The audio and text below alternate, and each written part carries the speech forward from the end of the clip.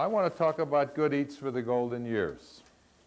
And what better way to start than in the morning newspaper? I don't know what you do every morning, but in my home, I am the breakfast chef. This morning was sourdough waffles from scratch, a fresh cantaloupe, glass of milk, some coffee, and 2 newspapers, right?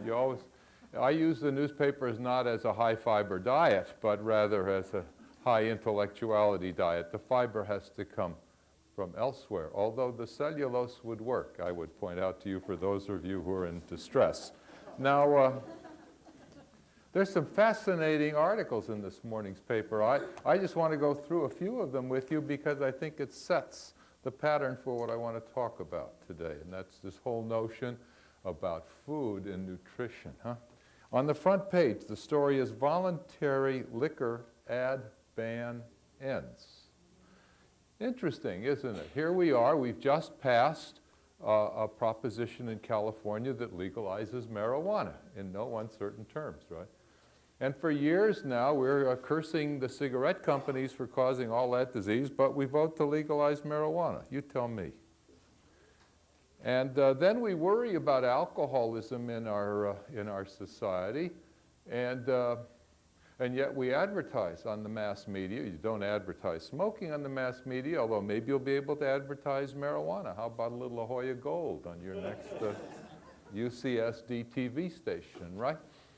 Or what? Or why should you be able to advertise beers and wines but not advertise spirit drinks, you know, the hard liquors? You gonna tell me the alcohol is different in a bud than it is in a martini? Interesting, isn't it, how we make decisions in a society and why we make those decisions? We make all of the decisions, my friends, in a democracy. The trouble is we're being jerked around and allow ourselves to be jerked around out of ignorance and of gutlessness. I must tell you, after the election, to learn that, what was it, well, 47% of the people who were registered to vote voted. Don't talk to me about democracy. That is a function of an illiterate, uncaring public. And yet, despite that, I look on page 5, and the headline says, Pasteurization Mold After Escherichia coli Breakout. Remember the hamburgers up in Washington? Now tell me about, you know, hamburgers are evil. They're junk food, right? But healthful apple juice? Healthful apple juice carrying Escherichia coli because it wasn't pasteurized, because it might hurt the flavor? The safety of the people of the United States in terms of their food supply is very important, and it is the responsibility of the Food and Drug Administration and the Department of Agriculture to take care of that. So when you talk about government and intervention, it has to be. Has to be, because if we don't, we get jerked around even more. Let me give you another example in this morning's newspaper. On the business page now, not on the front section, the story reads, Nutrition 21, FTC, which is the Federal Trade Commission in this case, settle picolinate dispute. Does that mean anything to you? Everywhere you go, in the supermarkets, in the drugstores, in the gyms, every place is talking about chromium picolinate, aren't they? How wonderful chromium picolinate is. It's a wonder nutrient. Why? Because it is alleged to, 1, burn fat and thus reduce weight, 2, give you added energy and strength, and 3, prevent diabetes. The federal government has held the company that is selling this stuff as being irresponsible in their advertisement. Do you know that there isn't a single shred of evidence on any one of those 3 issues with respect to chromium picolinate in the medical, biochemical, or nutritional literature? I know that because I've worked on chromium nicotinate, a very similar compound. There is 0 evidence. Millions of dollars have literally and figuratively been flushed down toilets with promises of strength, of thinness, and prevention of diabetes. Isn't that fascinating? How long did it take before that happened? But at least it happened, you see. The fact that people were taking it drives me crazy, because it means that our citizens don't know and understand what is the difference between a claim for a food or a nutrient and or the claim for a drug. This is not a drug. If it were a drug, they would have been in jail long ago. But it's a nutrient. Oh dear. Huh? Do I have any more stories? Yeah. One more story, and then we'll get serious, right? Or have I been serious? And we're laughing because if we didn't, we would cry. This story is about an overweight woman wages war against fat and hecklers. Hecklers. She's upset. She's upset that people mock her because she weighs 200 pounds. She's, by the way, down from 300. That was her war on fat. Did you know that the most serious nutritional disease in America today is obesity? You know that, don't you? Did you know? No, don't grab for your various parts of your anatomy. We're all sensitive. I'm talking about serious obesity, which I will define for you in terms of either being 30% greater than your ideal body mass, your ideal body weight from the Metropolitan Life Tables, or having a body mass index of 30 or greater. I'm not going to go into that now, but suffice it to say 30% or more of our people in the United States of America are obese. By definition, not because you look a little bit heavy, and I am. I'm a little bit heavy. I'm 15 pounds over my fighting weight. And I know that. My wife nags me. Okay, and I'm trying, but I'm not trying hard enough. We all are living in that world, aren't we? I'm talking about serious obesity.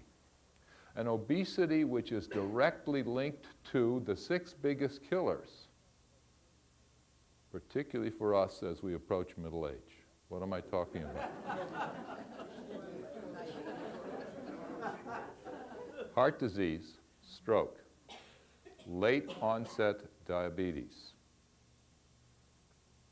some forms of cancer, but by no means all, mostly postmenopausal cancer of ovaries and breasts and prostate in men. And what?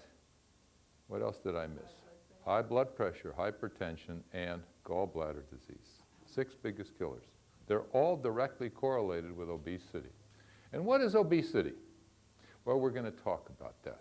I want to talk about obesity. I want to talk about a lot of things. I actually even sat down and brooded about this. And I brood about it in the following ways, because what I have just presented to you is a curious admixture of what? The real, the unreal, and the surreal, right? And what I've just pointed out to you, that if you don't have a PhD in biochemistry, it's very difficult to do a triage among those 3 categories of information that comes to us daily, in every orifice of our bodies, as we walk down the supermarkets, as we watch television, as we listen to radio, as we read the newspapers. We are bombarded as we walk through the malls and smell the fast foods, or see what? The lusciousness of the Haagen-Dazs presented to us. Is it a wonder, dear friends, that when you look at a television screen, you are assaulted with a double super cheeseburger for 99 cents that has about 1,200 calories in it? And you are being sold and served in this nation of ours on the basis of most calories per unit dollar. Is it a wonder that we are obese? You ever shopped in a European market compared to an American market? Compare the prices, compare the varieties, compare all of the prepackaged food that moment to moment, as we race from hither to there, we stop and without sitting down, nosh, as we say in basic biochemistry, some gigantic portion, and wonder why obesity is the #1 disease in America. What I want to focus on today, in no small part, is the notion that there is a difference between the science of human nutrition, which is an exact science. I'm not telling you my opinion. I'm telling you scientific reality, a scientific reality that I can prove to you beyond reasonable doubt and will do so before this morning is over. At the same time, I am deeply appreciative of the fact that there is a metaphysics of food. Food is culture, food is religion, food is God, food is love, food is death. We celebrate every occasion in our lives. Is a birthday cake nutrition? Is taking communion nutrition? What's the difference between the Christians taking a little wafer and some wine and the Jews with a piece of matzah and Manischewitz? They are identical, my friends. They are not used for nutritional value. But their metaphysics is enormous, right? Oh dear. Did you see the picture, Big Night? If you haven't seen it, you must see it. Is food love? Did you see Eat, Drink, Man, Woman? Is food family? What are we talking about? Babette's Feast. We're talking about food as passion. Food as sensuality. You think I'm nuts? I'm going to tell you 2 experiments. Experiment number 1, you can take rats and implant in the hypothalamic region of the midbrain of a rat tiny microelectrodes. And you can give the rat in that center of the hypothalamic region a tiny electrode shock. It's in the pleasure center. The rat, boom, gets this stimulus and loves it, huh? So the investigator gives the rat the shock, and the rat loves it every time the investigator gives him the shock. Then the investigator puts into the cage a little lever, so the rat pushes the lever and feels great, huh? And pushes the lever and feels great. And he loves to push the lever and feel great, huh? And now he's feeling so terrific that when you put food and water in the rat's cage, but just far enough away that he has to stop pushing to go and eat, the rat dies of starvation in the cage, pushing the lever. Oh, you say, that's a rat. How about a pig? Take a pig. Make a pig zinc deficient. Zinc is an essential nutrient. Zinc, among other of the 300 different reactions that zinc controls, zinc also controls our ability to taste. When you have a zinc deficient diet, you cannot taste food. When you make a pig deliberately zinc deficient, and you know pigs love to eat just like people, our behavior is quite similar, our nutrition is quite similar. Huh? Now you make a pig zinc deficient and you put food in the pig's pen and the pig dies of malnutrition and starvation. Do you know why? Because if food doesn't taste good, we don't eat it. What are we talking about? We're talking about sensuality, aren't we? Oh dear. Is that nutrition? No. And yet, they come together, don't they? So we have to talk about the science of nutrition. We have to talk about the metaphysics of food. I want to do that in the course of today. The other thing I want to talk about is this whole notion about food and life. We're talking about good eats for the golden years. You've come a long way, baby. You didn't drop dead when you were 12 years old, like people used to do in the olden days, before clean water, good sewers, antibiotics, vaccines, decent medicine. What's happening? The population is aging. We're living longer. We have better nutrition today than we had 50 years ago. The food is safer, it's more abundant, it's more nourishing. That all is true. But now what? It comes to a very interesting question. Are we really in the life extension business? Is that what medicine and science is all about? I'm not so sure. We've just come through a bloody election. Nobody addressed the real issues in terms of the costs of medical care, as we have an increasingly elderly population and are applying more heroic measures in the last 7 months of life, which cost us far more than were you to drop dead quietly from a heart attack or lung cancer because you smoked too much at an earlier age. Oh, Saltman, you're a fascist. But not one of us in this room is excited about dying. We're all excited about living. We're all excited about living, what? Healthfully and joyously, aren't we? And so the question then is, does food have anything to do with this? Does nourishment have anything to do with this? And the answer is a definitive yes. I want to explore that today. I think it's important we understand where nutrition's limits might be in the context of healthful living. Because my sense, as it is yours, because I'm as old as most of you in this room, is the notion that I have personal responsibility for my health. It is not the responsibility of any guy in a white coat with a stethoscope hanging out of the pocket and his name embroidered on his blouse. My health is my responsibility. My diseases, I seek the help of good physicians. That's another statement, isn't it? Most people don't realize that. Oh, what are the big killers? I just mentioned one. Obesity. Obesity is what? Is a self-inflicted disorder. Oh, it isn't your obese genes. Don't tell me that's what it is. I'll prove. And even if you had the obese gene, and there are such genes, if you have those genes, whose responsibility is it that you eat less and exercise more? Self-abuse? You bet. Smoking? Self-abuse. Alcoholism? Self-abuse. Drugs? Self-abuse. Sexual promiscuity? Self-abuse. Automobile accident, self-abuse. Death with deadly weapons, self-abuse. 7 big killers, folks. Self-abuse. Whose responsibility is it to take care of oneself? Mine.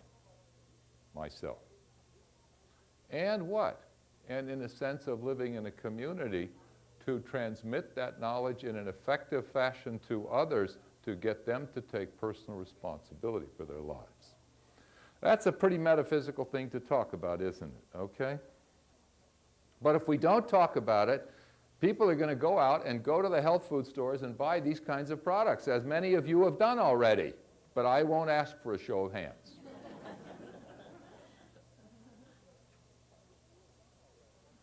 I want to take a couple of minutes and just go through with you the science of human nutrition. And once I do that and convince you that it is an exact science, I then want to come back and pick up on some of the crucial issues that relate that science of nutrition to the human condition in terms of those diseases, if you will, or those afflictions that may be or may not be related to a combination of that nutritional science, our genetic inheritance, and our lifestyle. All right. I'll tell you a story. It's a quick story. Some of you have heard me tell the story, and I think it's the most profound way that I can teach you contemporary nutrition. 26 years ago in Toronto, Canada, a woman by the name of Judith Taylor came in for surgery. She had gangrene in her intestinal system that night for the first time in the history of medicine. The surgeons removed her entire intestinal tract, and for 26 years, Judith Taylor has been fed intravenously. 3 times a day, she hooks up in a bag. 3 times a day, the bag drains into her superior vena cava. Judith Taylor is alive and well in Toronto. She's out and about, as we say in basic Canadian, and she's just fine. But she has not had a morsel of food or a drop of liquid in the last 26 years. There are tens of thousands of people like her on total parenteral nutrition. They are fed a liquid out of a plastic bag. It's not a natural bag, it's a plastic bag, okay? 3 times a day. The bag is bigger or smaller, depending upon whether it's a premature infant or an adult, an athlete or a sedentary person. People have been raised from prematurity to adulthood in the last 26 years on this totally synthetic intravenous fluid. Well, you say, I don't want to do that. No, I don't want to do it either, but there's something remarkable, isn't it? If I tell you that every bag that has ever been used to save anyone's life and support that life contains the same 44 chemicals, then what would you say to me? Nobody talks about, oh, I got a kosher bag, or I got a Cantonese bag, or mine's chocolate, or I'd like mine with a little more sugar in it, huh? I want a vegetarian bag. I'm a meat and potatoes bag. Nonsense. I'm a 44 chemical nutrient bag, standard issue. What's in the bag? Shall we look? Because if you know what's in the bag, what is the analogy of the bag to you? The analogy of the bag to you is that you have to eat those same 44 chemical nutrients as a minimal requirement for nutritional health from the foods that you take into your body and or the supplements that you take. That's what it means. And all of this other stuff, is it Szechuan, is it Cantonese, is it treif, is it kosher, is trivial, is metaphysical, is aesthetic. Oh dear. What's in the bag? Most important ingredients, and I'm not going to go to them in detail. The most important one is water. We can go very short times without water. Water is a remarkable solvent. It's a remarkable way to keep your body temperature equal. It gets rid of waste that take nutrients from the gut to the tissues. It's a chemical reactant. It's a dilute acid, dilute base. This is a remarkable substance. Life is water. So you have to have water. Does it matter whether the water is from Perrier? Huh? Arrowhead Springs? San Diego Tap? Coffee? Diet Cola? Regular Pepsi? Beer? Wine? Does it matter? Milk? Orange juice? Does it matter? Hell no. Ah, you see everybody going, oh, Saltman, you use such dirty words. They're theological words, but they're not dirty. You see that? That's a chemical. That's H2O. If I analyze orange juice, does it have H2O? You bet. And coffee, does it have H2O? You bet. Huh? And beer? You bet. Not so much in gin. But the water is the same. Uh-oh. You thought it wasn't. There were lots of you in this audience who thought, but it is the same. Other things are there too. We got to talk about those, but in the category of other things, not water. What else is in the bag? Calories are in the bag. Have you ever seen a calorie? Have you ever held a calorie in your hand? Never. Calories are a measure of energy. Calories measure the heat content, the energetic content of the fuels we burn. What are the fuels that we burn? I'll tell you what they are, and it's remarkable. We burn fat. We burn sugar. Carbohydrates, huh? And those are our two principal sources of energy in our body and the two principal sources of energy in Judith Taylor's bag. Now I bring this to your attention for the following reason, that all calories are equal, and anyone who tells you otherwise is stupid or lies. A fat calorie is equal to a protein calorie is equal to a carbohydrate calorie in its units of energy. What is different, my friends? What is different is the number of calories that are in a gram of fat, 9. In a gram of alcohol, 7. In a gram of protein, 4. In a gram of sugar, 4. Does it matter whether the sugar is a complex carbohydrate or a simple sugar? The answer is absolutely not. Oh dear. So why is the government telling you all these complex carbos are good for you? I think it's a disgrace. Every complex carbo that you've ever eaten and digested has come into your body as a simple sugar, just as simple as the sugar in a sugar bowl or as simple as the sugars in a Coca-Cola or a Pepsi. Just remember that. But it is an essential nutrient. Sugars are essential nutrients. You can't live without sugar. Don't talk to me about creating insanity and homicidal instincts and hyperactivity in children. Talk to me about that every human being in this room got to have a minimum of 120 grams of sugar in order to function effectively. Did you know that? Sure you did, but you didn't realize it, because if I say diabetes, you'll nod your head. You know what diabetes is, don't you? Yeah, bad sugar metabolism, huh? Is bad sugar metabolism good for you? No, no, no. So what if you don't have sugar? Diabetes-like syndromes, acidosis, uremia, death. You've got to have sugar in order to gain energy from the fats. So here it is. You've got to have sugar. It's an essential nutrient. It's an essential caloric fuel. And in these bags, there's roughly 35% calories from sugar. It's all pure dextrose. What about the fat? You thought fat was bad, didn't you? As the chosen people would say, why was that night 26 years ago in Toronto, Canada different from all other nights? Do you know why? Because that was the first night in the history of medicine that people were able to make a stable emulsion of fat that one could inject in a person's veins and not have the fat coagulate and cause heart disease. And so into the bag, as of that night and thereafter, about 55% calories from fat as phospholipid are in the bag. Now you're very quiet.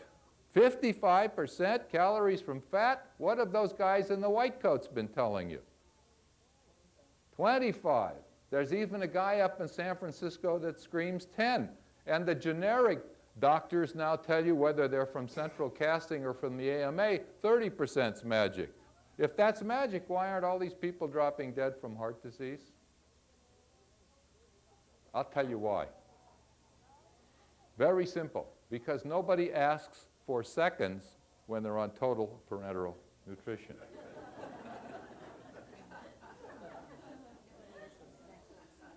You don't snack on the bag 3 times a day. So what you do is you adjust the total caloric intake into those people to what? To maintain ideal body weight. Uh-oh. So then, is it fat that's bad? No, fat's good. It's wonderful. 70% of your dry weight of your body is fat as we sit on it or have it surrounding us. We are 70% dry weight fat. We have to have it for life. But what? Fat is sensual. Fat makes food taste good. You always ask for seconds of Haagen-Dazs, never of Dairy Queen. That's the curse of fat. Fat food tastes good. We eat too much. Did you know that the French, in their diet, eat 45% calories from fat routinely? And their heart disease rate is 1/2 of ours. Did you know that? Oh, you say it's the wine, Dr. Saltman. That's only a small part of it. The real part of it is it's the small portions that they eat. They eat regularly 3 times a day. They walk a lot. Total caloric intake is down. Fat percent of the diet is up, but what? Their obesity level is half of ours. Think about that. Don't talk to me that it's percent calories from fat. Talk to me it's about restraint and good taste and a balance of energy in the body. Fair enough?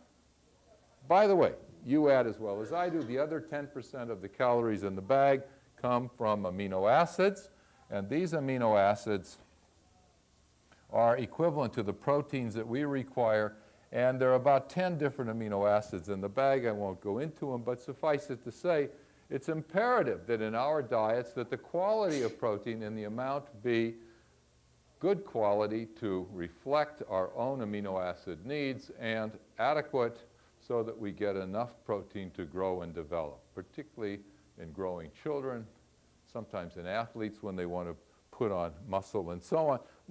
In the American diet, amino acids are rarely a problem, even though Arnie Schwarzenegger says you should buy his amino acids at the gym when you go there. You can do 20 times better economically if you just buy dry milk powder in the supermarket, because every one of those proteins that you eat is broken down to amino acids before you take it across your gut and into your blood. So why do you have to pay Arnie 95 cents on the dollar? He can make enough movies to get him by. In the bag, salts, bulk salts. Just to remind you, sodium, potassium, calcium, magnesium, chloride, sulfate, and phosphate. 7 major minerals that we must have in the bag, which are reflective of our needs.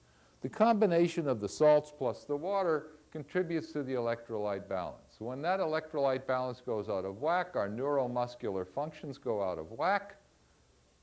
We can't think effectively, our heartbeat is irregular, we get into lots and lots of problems. Just as when you have too much salt and your kidneys are bad and you can't balance your electrolytes, you can get hypertension. Every one of you in this room has heard that high salt is bad for you.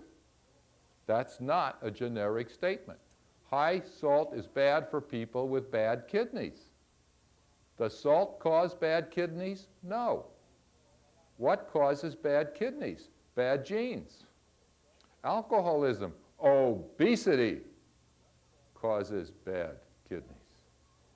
Smoking, stress. Low calcium, low potassium. Lots of things cause bad kidneys.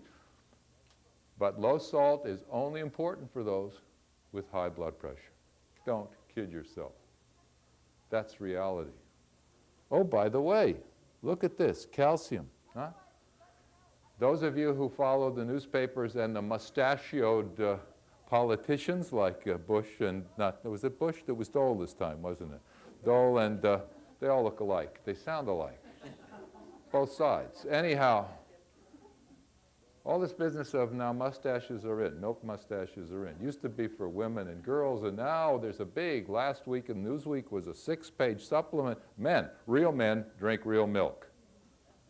I would hope so. See, all the guys in the room are thinking, what the hell? Calcium, osteoporosis, that's for postmenopausal ladies. I may be married to one, but it's not my problem other than I got to keep her whole, so I don't want to crush her at night, right? Wrong. She may not want to crush you, boy.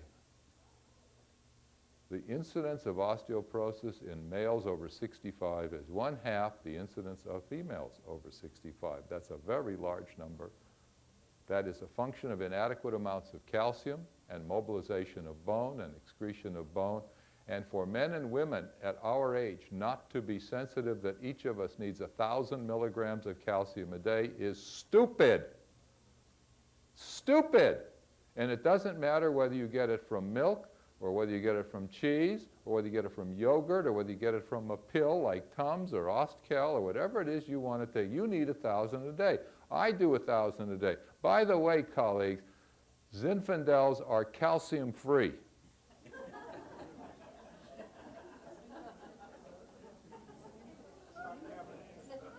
as are Cabernets, beers, and other alcoholic spirits. Oh dear. What about dark green leafy vegetables? Yeah, they're wonderful. You know how many pounds of broccoli you got to eat a day to get 1,000 milligrams? 4.5 pounds of broccoli. May I make a suggestion to you? Before you go on that diet, you buy a copy of my book. It's called the University of California, San Diego Nutrition Book, and take it in with you while you're reading on a 4.5 pounds of broccoli diet, will you? You're going to be very loose, I guarantee you. So don't talk to me. Don't talk to me about dark green leafy. I'm liking dark green leafy vegetables. They make great bowel movements. They're a good source of folic acid. They're a so-so source of vitamin C, a so-so source of vitamin A. So what else is in them? Vitamin K a little. What the hell? How much vitamin K deficiency do you know in America?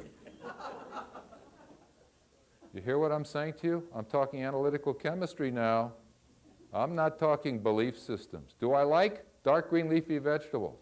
I love them. Do I eat them because they're so nutritious and healthful?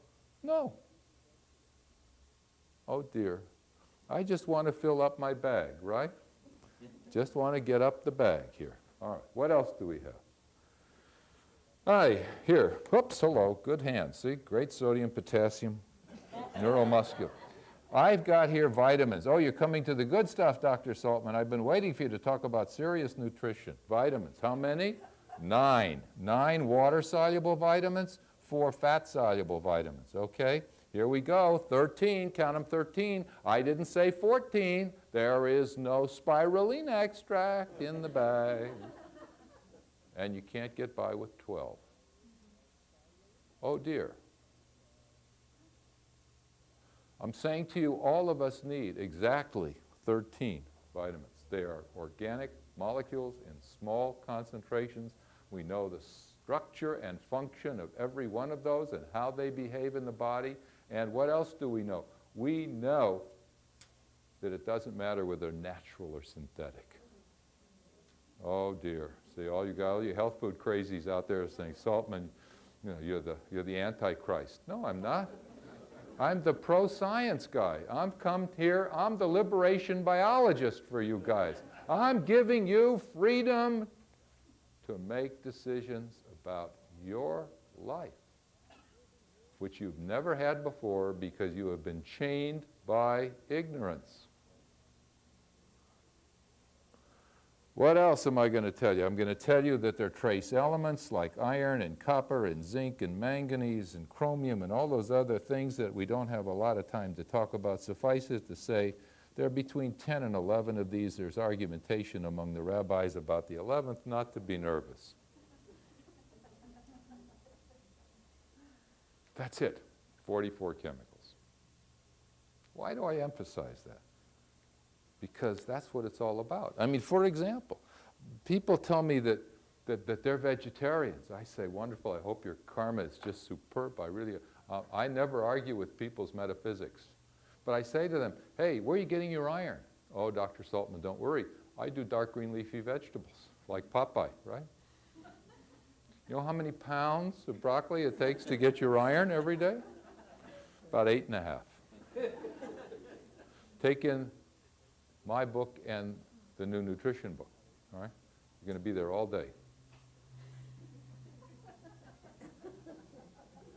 But I don't like meat, Dr. Saltman. That's a metaphysical statement. Don't eat meat. Supplement. I believe in supplements. Do I believe in megadosing? Never. Never, never. USRDA, 100%, multi-mineral, multivitamin, and a calcium on the side if you don't get what you need from your food. That's what it's all about, my friends. Once you begin to understand that, then I think we can begin to talk about something very special about you individually, not collectively. This is an individual statement. The bag is smaller for a preemie than it is for a big guy, than it is for a person who is growing, than it is. So why? But not that we change what's in the bag, we change the number of calories, the amounts of amino acids, and so on. to accommodate your age, sex, and lifestyle, which brings me to each one of us. There, I do that right over here. Just because I'm senile demented, it doesn't mean I don't remember where I put these things. Right. Ah. Don't make waves. Here we go. Do you remember Cartesian space, 3 dimensions, right? This is each one of us right here. And we live in a 3-dimensional nutritional space. So I want to remind you of that. And each of these dimensions is a function of the other. One of those spaces is called the calories we take in, okay? The second space is called the 44 nutrients we take in. And the third space we call our age, our sex, that's male or female, and a lifestyle, that's the other kind, right? And what? And the most important thing, genetics.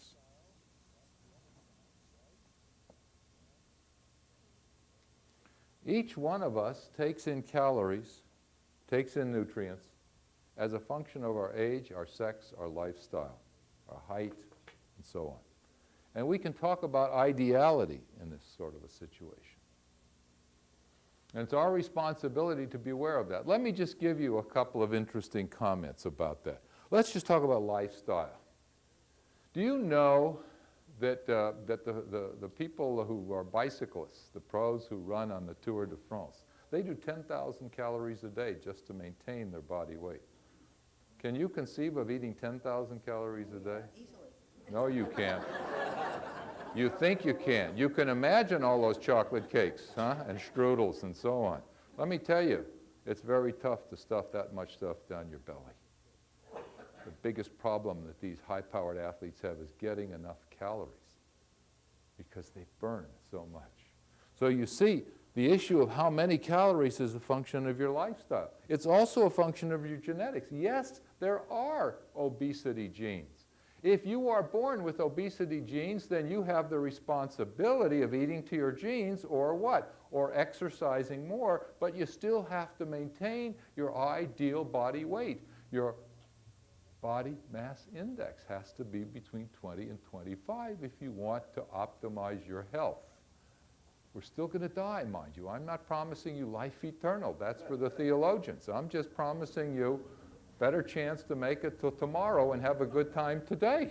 That's the game, isn't it? That's my game. You got another game. See how those things begin to interact? Now, meanwhile, this same kind of a business, a young woman has a different need for the nutrients than a male, right? You bet. Guys haven't been bleeding as much as the girls over the years. Menstrual loss of blood demands more iron, 50% more iron, and yet it's the women who won't eat red meat because it ruins their karma. They tell me that in my class. I go crazy. What about a woman who is pregnant? She needs more folate. Did you know that?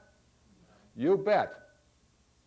And do you know that you and I, as we approach middle age, are very sensitive toward not having adequate amounts of some of those nutrients, particularly folic acid, vitamin B6, B12, because those are the vitamins that are concerned with the so-called one-carbon metabolism.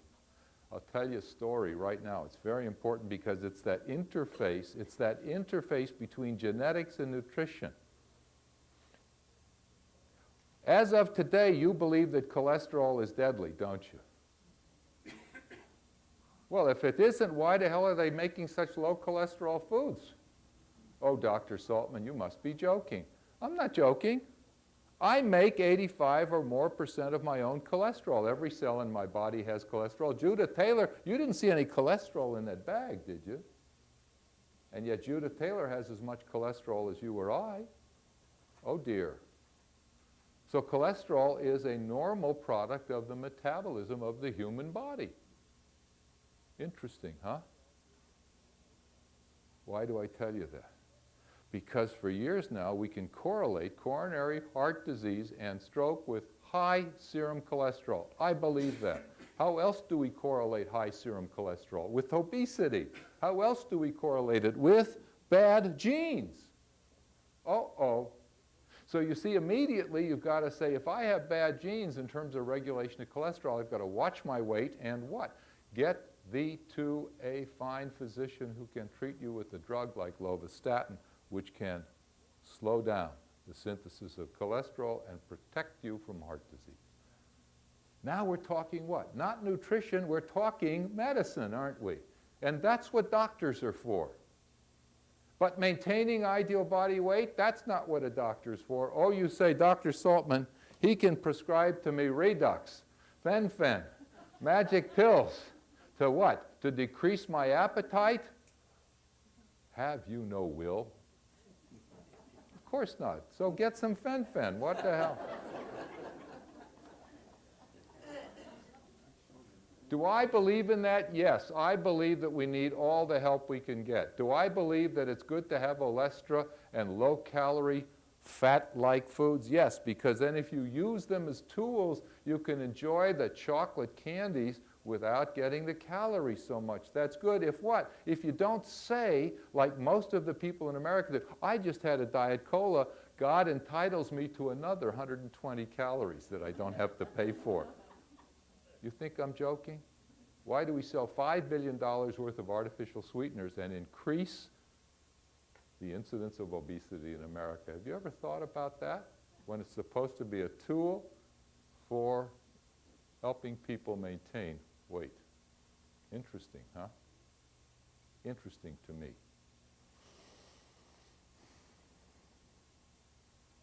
How do we get calories? And oh, by the way, this lifestyle thing is very important because you and I all understand. Oh, I hadn't finished the story. I was into cholesterol and saying not to be nervous. You know what I want you to be nervous about now? I don't want you to be nervous. I want you to be conscious of homocysteine. Are you all homocysteine conscious? Hands up on homocysteine. Uh-oh. Fascinating. Here is a compound which is a normal part of the metabolism of the human body, an amino acid metabolism. I won't go into the details. I will wave my hands a lot. That's the rabbinical approach to structural biochemistry, right? And I will say to you the following. It's a normal part of metabolism. But if you don't have enough folic acid, B6 and B12, you don't convert the homocysteine into methionine and use it properly in your body. Homocysteine accumulates in your serum and gives rise to oxidative reactions which are directly linked to the formation of plaque in your arteries. Oh. Translate that into English? Yes. If you have lots of this precursor substance build up because you can't use it because you don't have the right vitamins in your diet, that normal substance, just like cholesterol, a normal substance, when it piles up, becomes toxic. So does this homocysteine pile up and become toxic and gives rise to the very reactions which exacerbate coronary heart disease, are directly correlated with coronary heart disease. So if you can get the homocysteine level down, your chances of having a heart disease are diminished. That's what I'm saying. It's just another evil substance which is a marker of a propensity for a disease. Fair enough?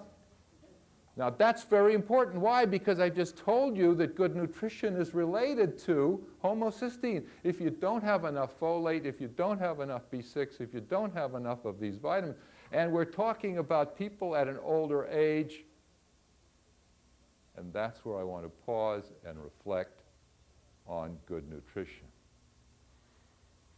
Every night I watch television. No, I don't, most nights.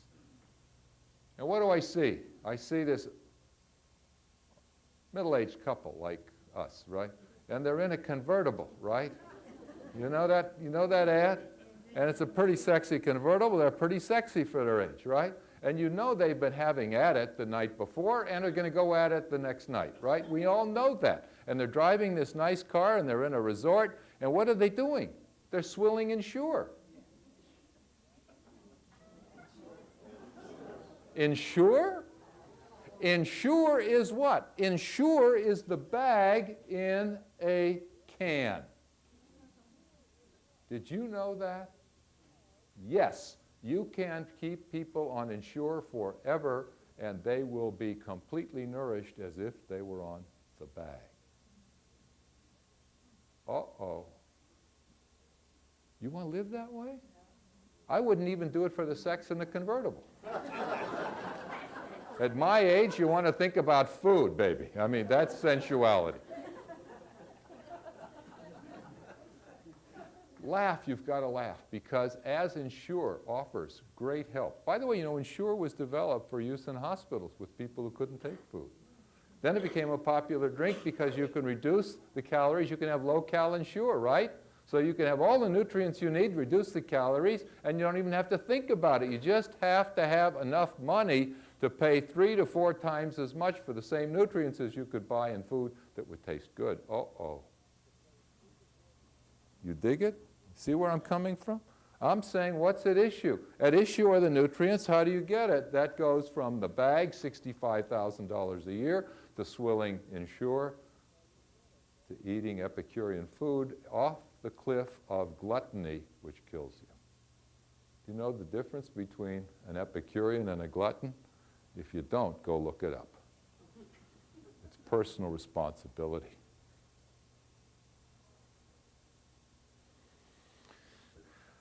The issues that confront us are obesity, coronary heart disease, cancer, osteoporosis, late onset diabetes, hypertension. I've mentioned these to you. Each in their way has a very important component of genetics. If you're born with lousy genes, you've got to behave to those genes. We aren't going to do gene transplants for a long time. Don't hold your breath. So if you know that that's a hereditary situation you have, it's your responsibility to behave in a fashion to reduce the probability that you will be incapacitated by that disorder. That's my responsibility, to know and to care for, and I will help you in any way I can as a scientist, as a nutritionist, hopefully my physician friends too. Once they learn how to take nutrition courses in med school, will be able to help you as well. What do I want you to walk away with from this lecture? If there's anything I want you to walk away with, it's that yin and yang, interdependence, symbiotic relationship of the yin of metaphysics and sensitivity and aesthetics and the yang of science, of nutrition. And they have to be together, totally coherent, dependent upon one another for a fullness of life. There are no junk foods. There are no health foods. There are junk diets, there are health diets. Think of your diet as what you eat over 4 to 7 days. Don't think of it as a meal. Don't think of it as a day in your life. Think of it as 4 to 7 days, and each day, God willing, you get to enjoy another day and integrate the next day with that to make that healthful diet. I'll leave you with one last thought, and I'll tell you the story and we'll stop. I write this book and I go on the road with it, and you go to the talk shows, the radio shows, the opera shows, and so on. And I go to this joint in Cleveland, and there's a disc jockey, very smart, graduate of Ohio State University, and I know he's read the book because it's all underlined in yellow. I get nervous when kids underline my book in yellow. They've been reading my stuff, and I'm nervous that I got it wrong. So this guy says to me, Saltman, he says, I read your book, it's very interesting. He says, do you know about the book Life Extension? I say, I know Life Extension, I know it very well. And it's by Sandy Shaw and Dirk Pearson, and it promises you life everlasting. And he says, what do you think of it? I said, well, I think it's 1/3 real, 1/3 unreal, 1/3 surreal, and I can do the triage.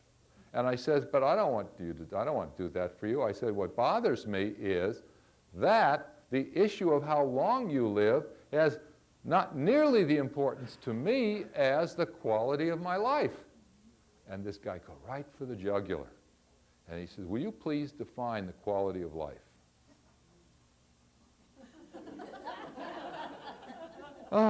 So in this microsecond of infinity, I blurt out the following. For me, it's to be sound of mind, sound of body, and free of pain. It is to love and be loved. It is to enjoy good food and good wine. And I said, for me, to enjoy good food and good wine with people that I love and who love me, free of pain, sound of mind, sound in body, that constitutes quality of life. I hope each of you defines your own quality of life and is personally responsible for its achievement. Thank you very much.